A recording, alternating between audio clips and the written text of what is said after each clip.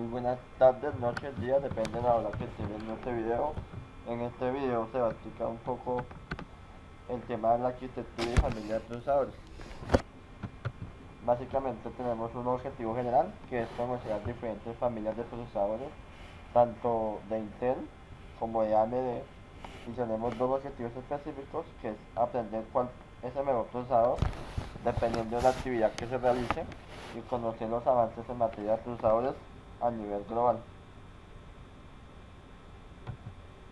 Básicamente vamos a empezar por una introducción. Básicamente dice que los procesadores, como otras tecnologías que hay en la actualidad, evolucionan de manera tan rápida que a veces pues no nos percatamos de que en cualquier momento podemos quedar rezagados si no nos mantenemos actualizados referente a estos temas.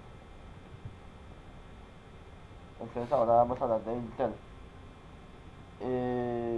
Intel es una de las empresas más importantes de microprocesadores a nivel global, pero no solamente de microprocesadores, sino de muchos artefactos tecnológicos, como podemos ver la tableta programable Galileo.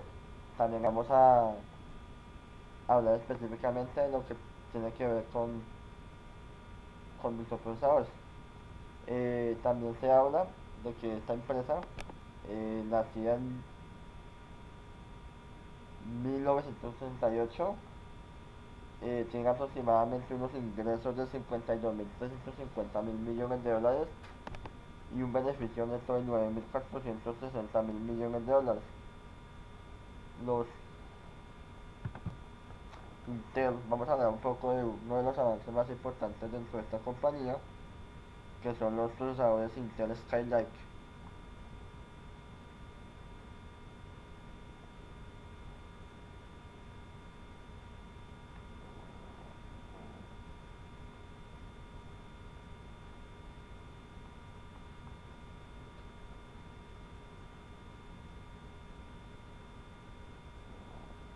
Bueno,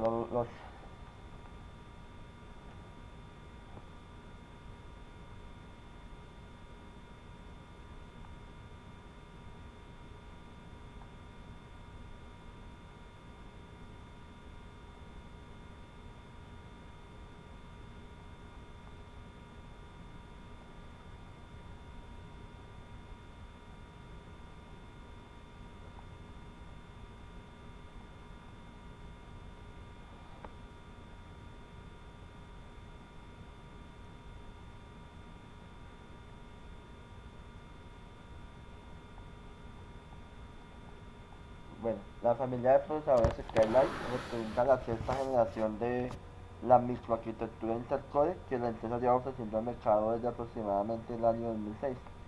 Estos chips siguen aprovechando el mismo proceso de fabricación de 14 nanómetros que se usó en la anterior generación Blackwell, pero en Intel han introducido varias mejoras a nivel de microarquitectura que en sí no son revolucionarias, pero que ofrecen un desempeño mucho mejor a la anterior microarquitectura.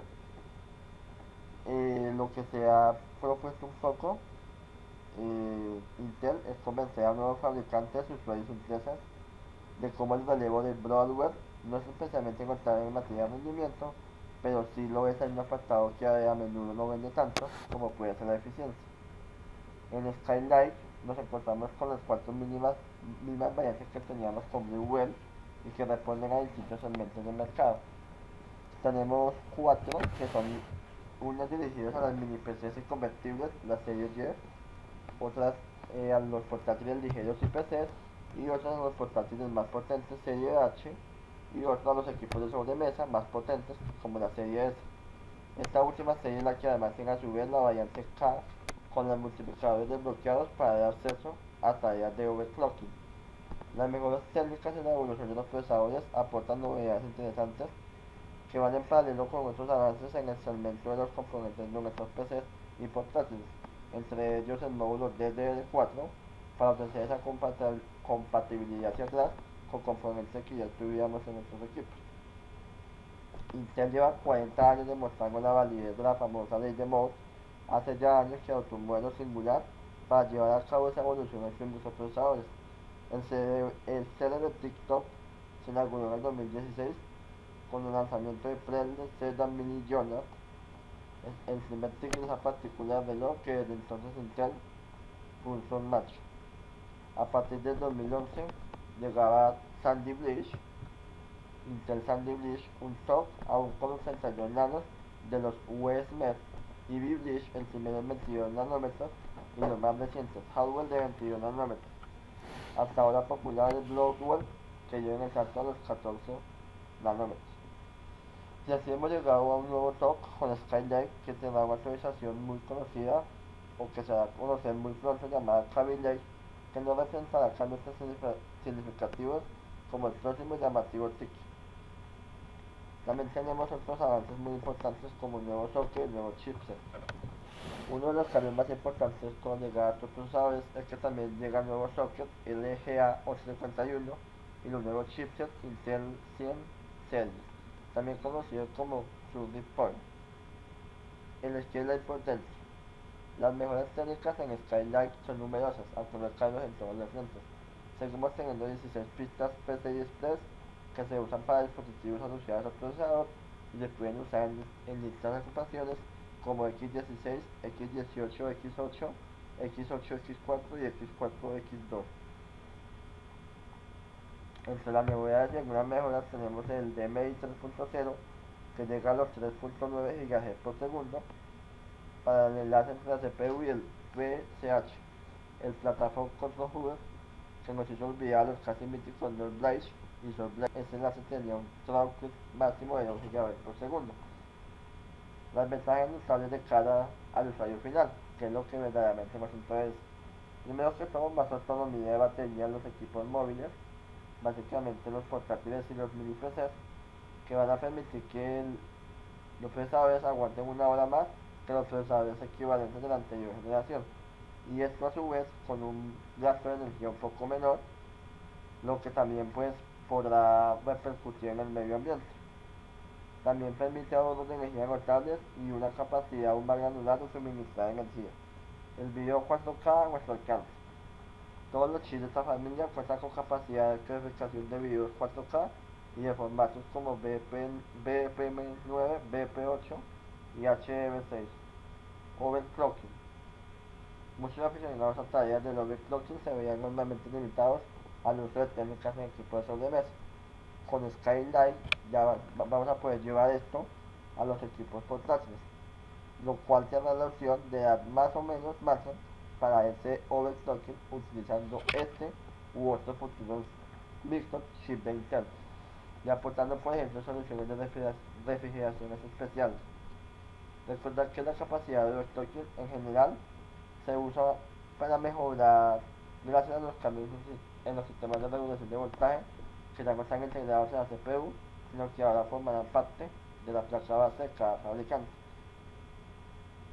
En este análisis pequeño que estamos haciendo, también dejamos claro que si tenemos un micro Sandy Bridge, el cambio es notable, pero el cambio respecto al modelo hardware es mucho más complicado de justificar.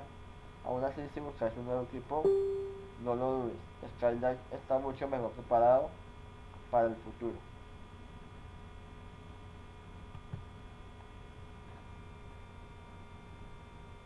AMD.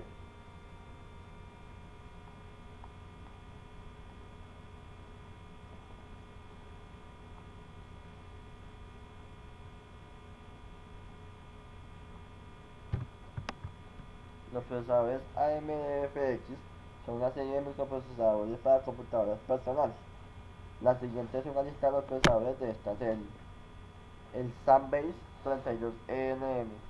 Todos estos modelos tienen 8 núcleos lógicos con producción de matriz simple o Logic en zócalo AM3 de 938 contactos. Todos los procesadores AMD FX están desbloqueados y permiten overclocking, como ya lo veíamos anteriormente con Intel. Hay dos unidades de enteros que son vistos como núcleos lógicos por el sistema operativo en cada núcleo Bulldozer. Hay 4 núcleos Bulldozer en la serie FX83, en la serie FX2 en la serie F4. Están los basados en Philips Driver. Estos modelos soportan MMX y CS1. También soportan el Bit Manipulation Instruction, los Advanced Bit Manipulation, los Trailer Bit Manipulation, los Power Now y los EVP Enhanced Bit Protection. Todos los modelos soportan AMD Turbo Core versión 2.0 para Bulldozer y versión 3.0 para Pile Drive. El multiplicador de reloj aplica un reloj base Hyper Transfer de 200 MHz. Una línea de procesadores para socket y socket AM2 lanzada en 2006 fue llamada Atom 64FX, siendo el primero el AMD FX. Aproximadamente los precios de estos pues aún no han sido revelados y pues serán revelados oficialmente por AMD a la fecha de 2017, abril-mayo.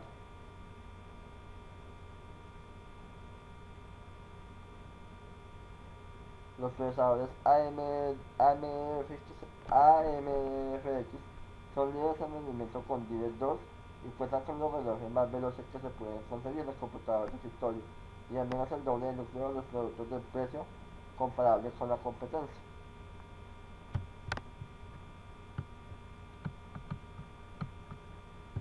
Ahora vamos a hacer una pequeña comparación entre Intel y AMD. Desde que dimos un salto a los procesadores multihilos ha surgido una cara negra entre el IPS y núcleos que para muchos no se ha quedado nada clara, sobre todo tras la llegada de los últimos procesadores Skylake de Intel, una generación que ha puesto las cosas muy difíciles a los EFX de AMD. Básicamente vamos a analizar en esta, entre comillas, guerra, las pequeñas diferencias y similitudes entre los dos. Arquitectura. AMD es una apuesta arriesgada que no le salió nada bien. Y los primeros procesadores FX comienzan toda la arquitectura modular conocida como Bulldozer, en la que se mantiene un sistema de recursos compartidos donde cada unidad como flotante se acompaña de dos unidades de enteros. Este es un planteamiento claramente alejado de los núcleos monolíticos que vimos por ejemplo en los Phenom de la pasada generación, y ciertamente generó muchas dudas de que a pesar de que permitiera bien los procesadores de 8 núcleos, en realidad tenía 4 módulos completos. Las posibilidades multinúcleos de estos procesadores eran claras, pero estaban por ver hasta qué punto podrían lastrar el rendimiento de la nueva estructura, sobre todo en aplicaciones que dependen de la capacidad del procesador, como los juegos, por ejemplo. Finalmente quedó claro que para la arquitectura de AMD, por lo que AMD aportó no fue por desgracia una buena opción. Los primeros FX mostraron un buen rendimiento, incluso inferior al de los Phenom 2 X4 en la mayoría de los escenarios. Con los FX de segunda generación se puso casi al nivel de los Core de la segunda y tercera generación de Intel, quedando como una buena opción de calidad y precio. Pero la llegada de Haswell y sobre todo Skylake, Core de cuarta y sexta generación respectivamente, ha sido un gran golpe para la firma de Sterling Byte. A diferencia de aquellos procesadores Intel, apostaban por mejorar el rendimiento bruto por núcleo, dejando a un lado el enfoque multihilo que siguió AMD. Hace poco Digital Foundry publicó una interesante comparativa que recogió los gremios que nos serviría de base para examinar las diferencias que marcan el IPS y el número de núcleos reales que incorpora un procesador. Como sabemos, los Core i3 se caracterizan por contar con 2 núcleos y 4 hilos, y gracias al hyperthreading, mientras que los Core 5 tienen 4 núcleos y 4 hilos, y los Core i7 4 núcleos y 8 hilos. Por contra, el lado de AMD tenemos FX 600 con 6 núcleos y 3 módulos completos, y los FX 800 con 8 núcleos y 4 módulos completos.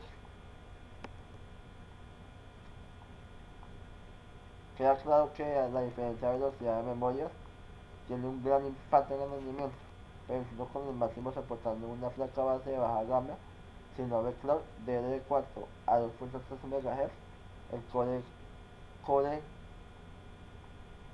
i3 1600 se impone de forma casi que imbatible y contundente. Conclusiones. Hoy por hoy Intel no tiene ningún rival en términos de rendimiento. Eso lo sabemos, pero el tema es que con Skylake ha golpeado duramente a AMD, incluso con la gama media baja media, gracias al salto a la memoria DDR4 de la mejora de rendimiento a nivel de IPS que marca los cores de sexta generación. Así es posible que un modesto procesador de 2 núcleos y 4 hilos llegue a superar sin problemas a procesadores de 6 núcleos, como el FX 6300, incluso en juegos que se aprovechan más de 2 núcleos reales, como Battlefield 4 y Crisis 3. Todo esto nos permite sacar en claro que actualmente la tendencia a aprovechar en mayor medida el rendimiento por núcleo sobre el multinúcleo se mantiene, una realidad que podría cambiar con la llegada de IRIS 2. Con todo esto, aunque sea el caso y dicha API acaba mejorando el rendimiento multihilo, debemos tener claro que el mayor IPS y la diferencia que marcan las mejoras introducidas con Skylake llegan incluso a poner en aprieto las ventajas de AMD. Si a esto unimos la mayor eficiencia de las soluciones Intel y que el precio no marca una gran diferencia, tenemos un claro perjudicado. AMD. Hoy es posible comprar un Core i3 6100 por 122 euros, una placa base H170 por unos 80 euros y un kit de 80 GB de D4 2.3 MHz por menos de 50 euros, lo que supone un coste de unos 250 euros. Por contra, un FX 6300 tiene un precio de unos 100 euros, una placa base económica para el mismo ronda también en unos 60 euros y un kit de 8 GB de D3 a 1600 MHz, los 43 euros, lo que arroja un coste total de unos 2300 euros. Como vemos, la diferencia de coste es mínima, pero a nivel de rendimiento y eficiencia más grande, insiste a favor de un Core i3 6100. Esto unido a las posibilidades de ampliación que le permite la placa base H170, lo que hace que Intel haya conseguido superar a AMD incluso en el propio terreno, el de calidad y precio. Muchas gracias.